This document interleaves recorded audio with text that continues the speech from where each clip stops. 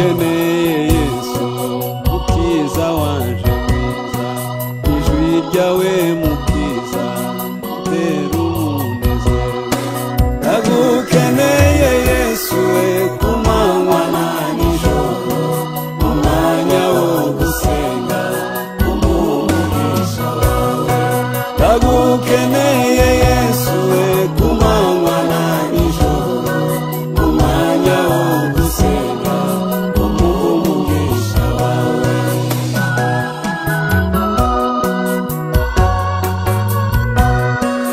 ndagukeneye Yesu mukiza wanje mwiza ijwi ryawe mukiza tera umunezero ndagukeneye Yesu ku manywa na nijoro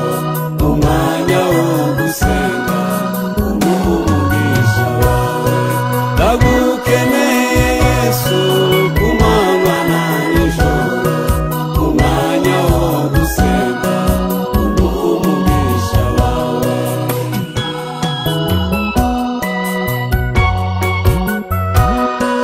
ndagukeneye Yesu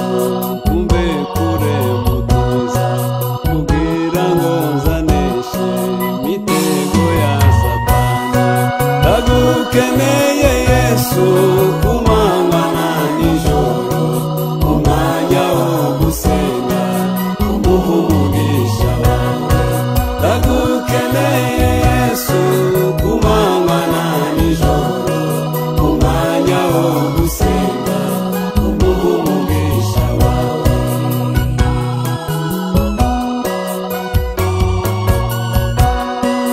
ndagukeneye Yesu unyobore mu nzira kandi ushikirize ibyo wansezeranye ndagukeneye Yesu ku manywa na nijoro mu mwanya wo gusenga umugisha wawe ndagukeneye Yesu ku manywa na nijoro mu mwanya wo gusenga umugisha wawe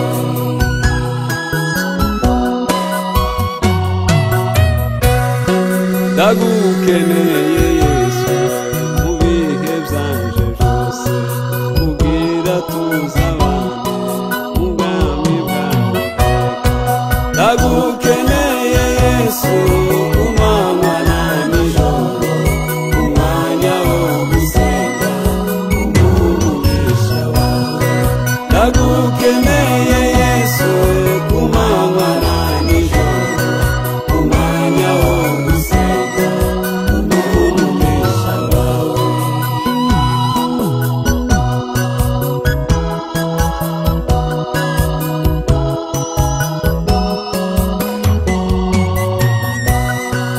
ndagukeneye Yesu mu nzira zino mwisi kubaho ntagufite bimariye ikimisi ndagukeneye Yesu ku manywa na nijoro mu mwanya wo gusenga umugisha wawe ndagukeneye Yesu ku manywa na nijoro mu mwanya wo gusenga umugisha wawe umwanya wo gusenga umugisha wawe uko ngusenze Mana umugisha wawe umvise ngesho ryanje umugisha wawe uko ngusenga kose umugisha wawe mu bihe bikomeye